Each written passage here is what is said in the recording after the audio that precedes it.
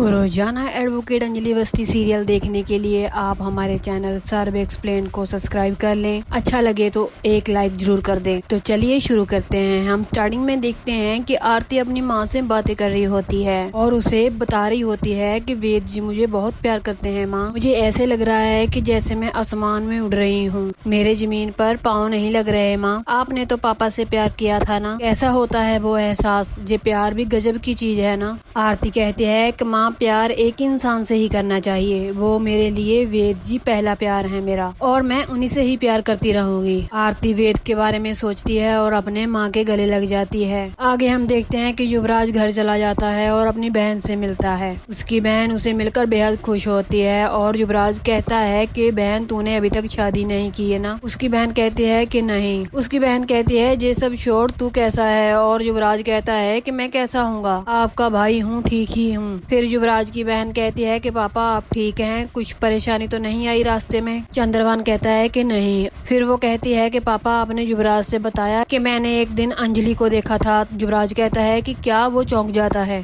तभी युवराज चौंक जाता है और चंद्रभान के पास जाता है और कहता है कि पापा ये दीदी क्या बोल रही है, इसका दिमाग तो नहीं खराब हो गया। चंद्रभान कहता है कि हाँ इसका दिमाग ही खराब हो चुका है। इसके कहने के बावजूद मैं उस बस्ती में गया था, मैंने उस अंजलि को देखा है, वो व्हील चेयर पर बेजान बैठी हुई है। काव्या फिर कहती है कि मैंने उसको देखा है पापा, आप यकीन क्यों नहीं कर रहे हो। वो इस दिन का वाकया याद करने लग जाती है। फिर युवराज पूछता है कि दीदी आपने उसे कहाँ देखा था। वो कहती है कि मैंने वहीं पर एक गली में उसे फोन पे बात करते हुए देखा था। फिर युवराज अंजलि को फोन लगाने लग जाता है। उसकी बहन उसे पूछती है कि क्या अभी तक तुम्हारे पास नंबर है उसका। युवराज कहता है कि हाँ, एक लौती गवाह है वो मेरी, उसने मुझे उस दिन गाड़ी में बैठे हुए देख लिया था। युवराज फिर वही बातें सोचने लग जाता है जब उसने अमन और अंजलि का एक्सीडेंट किया था। युवराज कहता है कि मैं पहले भी खुली हवा में सांस लेना चाहता था और अब भी खुली हवा में सांस लेना चाहता हूँ। हम देखते हैं कि आरती अभी भी अपनी माँ से बातें कर रही होती है और कहती है कि माँ तुम्हें मैं अपने हाथों से सजाऊंगी, देखना फिर हल्दी मेहंदी संगीत होगा, फिर मेरा पति बारात लेकर आएगा। तभी हम देखते हैं कि फोन की रिंग बजती है। आरती देखती है कि ये फोन की आवाज कहाँ से आ रही है। फिर वो अलमारी की तरफ देखती है, फोन की आवाज वहीं से आ रही थी। आरती फोन बाहर निकाल लेती है और वहीं पर पद्मा आ जाती है। आरती कहती है कि पद्मा मौसी ये किसका फोन है। पद्मा कहती है कि ये वकील दीदी का फोन है। आरती कहती है कि ये इतने सालों से चल रहा है। वहीं पर पद्मा बताती है कि मैं हर रोज इसे चार्ज करती हूँ, मैं यही सोचती हूँ कि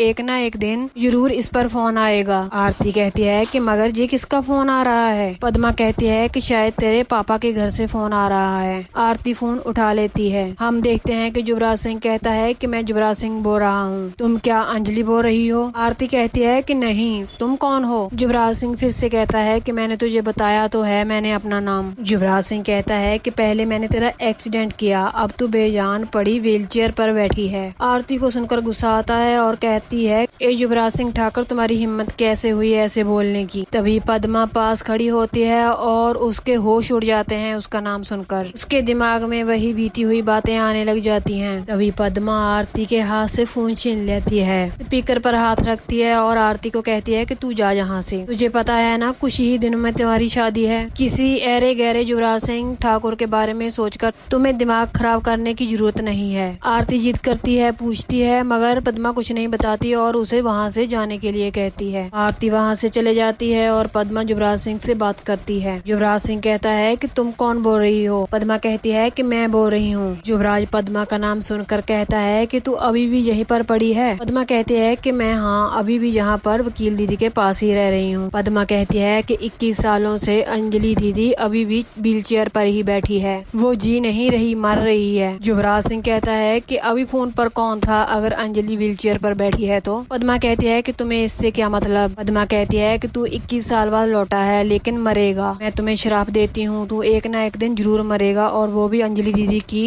युवराज सिंह चौंक जाता है और कहता है कि क्या बोल रही हो तुम, अंजलि दीदी की क्या। तभी पद्मा फोन कट कर जाती है। वहीं पर युवराज सिंह इतना परेशान हो जाता है और उसकी बहन और चंद्रभान सिंह ठाकुर पूछता है कि तू किससे बात कर रहा था। वो कहता है कि मैं पद्मा से बात कर रहा था, लेकिन उससे पहले किसी लड़की ने फोन उठाया था। वो कहता है लेकिन उसकी आवाज हूबहू उस अंजलि अवस्थी की तरह थी। आगे हम देखते हैं कि आरती एडिटर को वही वीडियो दिखा रही होती है जो उसने कली के साथ बनाई थी। एडिटर वो वीडियो देखकर इतना खुश होता है और कहता है कि धमाल कर दी तूने तो आरती, ये वीडियो और उस लड़की कली के साथ जब तू टॉक शो में आएगी तो धमाल हो जाएगी। आरती कहती है कि आप टीआरपी देख रहे हैं सर, मगर मैं उन हैवानों को देख रही हूँ जो ऐसी मासूम लड़कियों की तस्करी करते हैं। तभी हम सूर्यवंशी को देखते हैं। सूर्यवंशी कुछ गुंडों से बात कर रहा होता है। वो गुंडे उसे कहते हैं कि हम न्यूज चैनल के ऑफिस के बाहर खड़े हैं। वो कहते हैं कि लड़की वहीं पर गई है और उसके साथ एक और लड़की है। सूर्यवंशी कहता है कि वो लड़की कली मुझे जिंदा चाहिए। हम देखते हैं कि आरती कली को समझा रही होती है।